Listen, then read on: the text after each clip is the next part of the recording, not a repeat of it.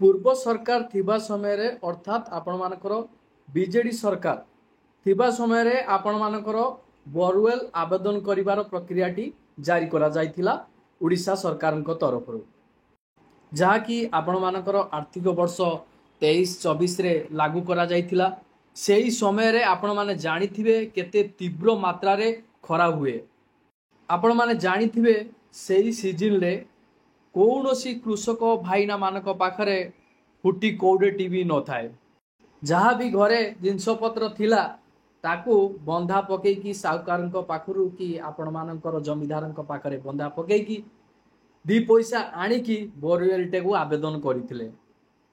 बहु दिन धरी चाषी माने अपेक्षा करिया सत्ते आपण मानकर प्राय वर्षे पर हेइजबो वर्तमान बोरवेल वेबसाइट वर्तमान खुलीची। देखा गले आपण मानकर वर्तमान कौ कौ जिले रे एही बोरवेल आवेदन करिवार प्रक्रिया टी जारी करा जायछि। जहाँ कि एही वीडियो माध्यम रे मु डिटेल्स आपन को जणेबी गुटी गुटी करी। सेथिपई आपण वीडियो टी को बिना स्किप रे देखंतु।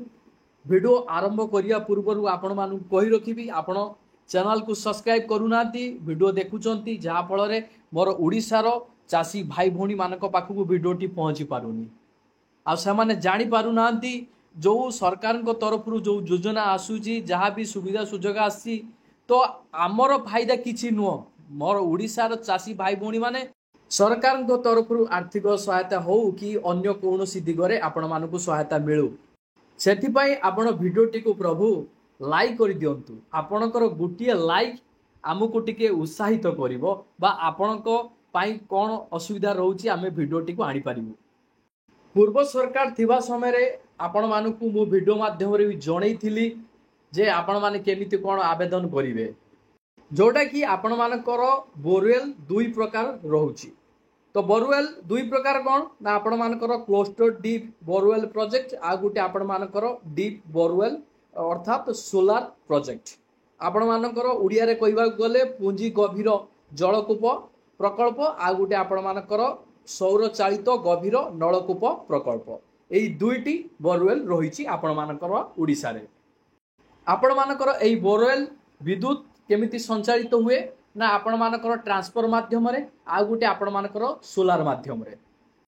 जो हिताधिकारी मानक पाखरे आपण मानकर गुटे बीपीएल कार्ड थिला तो से माने कोन करथुले ना 10,000 टंका देई एससी आउ एसटी कैटेगोरी लोक माने आपण मानकर यूएलआईसी रे एही प्रक्रिया टी को आवेदन करिथिले। आपण मानकर समस्त डॉक्यूमेंट यूएलआईसी रे आपण डिपॉजिट करिथिले। सबु चाषी भाई माने आपण मानकर यूनियन बैंक रे टंका गुडी को डिपॉजिट करिथिले। आपण मानकर एससी एसटी वर्गर चाषी भाई माने केते टंका देइथिले ना 10,000 टंका देइथिले आवेदन करिवारे।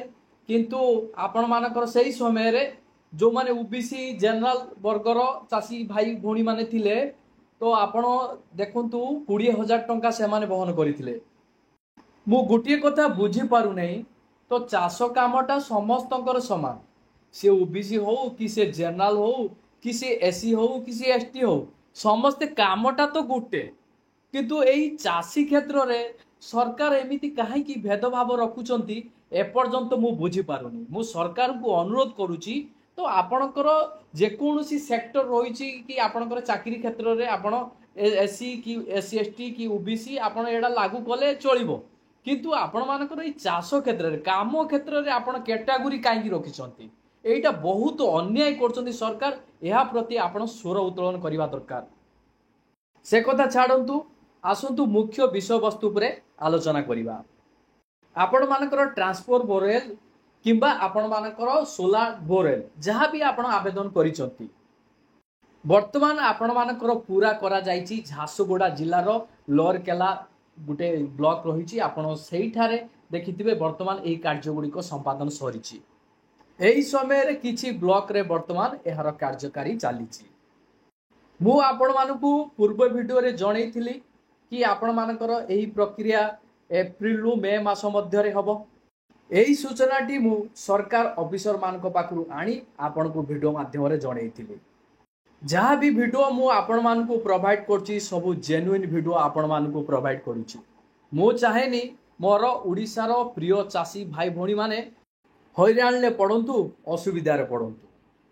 सेथिपाई ए चैनल आपण मानक सुखरे भी अछि दुखरे भी अछि। एथि मध्यरे आपण मानक मनरे प्रश्न आसुथुवा तो वर्तमान किछि किछि जिल्ला रे एही प्रकल्प कार्यकारी हेलानी किंतु आम जिल्ला रे केबे आसीबो कोन तो टिके सूचना दियंतु तो मु दउची आपण मानकु।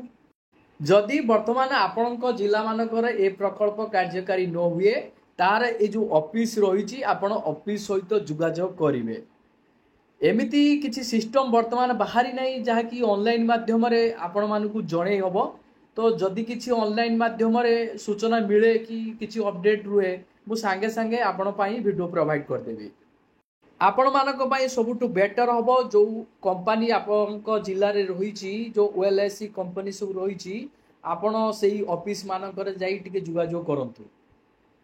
एही बोरवेल प्रकल्प खोलिबा समय रे जदि आपण मानकर कोनोसी असुविधा रे आपण सम्मुखीन हुवंती उदाहरण स्वरूप आपण मानकर जदि पत्थर पड़ी गला कि कोनोसी असुविधा जुगु आपण मानकर जल सेठी शॉर्टेज हेई गला तो सरकार आपण मानकर एही जो टंका आपण डिपॉजिट कर दैछंती सेथिरु 1000 टंका काटिकी आउ टंका आपण को अकाउंट को फेरई देबे। एही भली व्यवस्थाटी वर्तमान राज्य सरकार को तरफरु करा जाइछि। आपण मानक पई आपण टेंशन किछि नबार नाही काहेकि ना जो टंका खर्च कले सरकार खोलिबारे सेतिरे आपणकर जो प्रॉब्लम हला कि आपणकर दोष ना सरकारक दोष सेति पई छोटो अमाउंट आपण खेती सोइबे। आपणक मनरे प्रश्न आसुथबो एही टंकाटे केते दिन भितर आमे फेरी पाइबा तो मु आपण मानु कहिबी प्राय 48 घंटा समय लागि थाए एही टंकाटी क्रेडिट होबा पाई आपणक अकाउंट रे। जदि आपण मानकर 48 घंटा भितर क्रेडिट हेलानी आपणक अकाउंट रे आपण 7 दिन अपेक्षा करिवे देखिबे आपणक अकाउंट रे टंकाटी पळी आस्तिबो। आपण जदि बोरवेल आवेदन रो स्थिति को जांच करिया पई चाहउचंती तो आपणक मोबाइल रे जेकोनसी ब्राउजर टिकु ओपन करि नियंतु। सर्च बार रे आपण लेखंतु portal.odishalift.com लेखि आपण सर्च कर देबे। जते बेले सर्च कर देबे आपणक सामने रे एमिति एक पेज ओपन हेकि आसीबो। तो एठारे गुटे ऑप्शन रहिछि चेक एप्लीकेशन स्टेटस आपण कोन करिवे एही ऑप्शन पे क्लिक करिवे। तापरे आपण मानकर एही बडी पेज टी आसीबो। तो पेज टी आसला परे प्रथम ऑप्शन टी रहिछि एप्लीकेशन टाइप।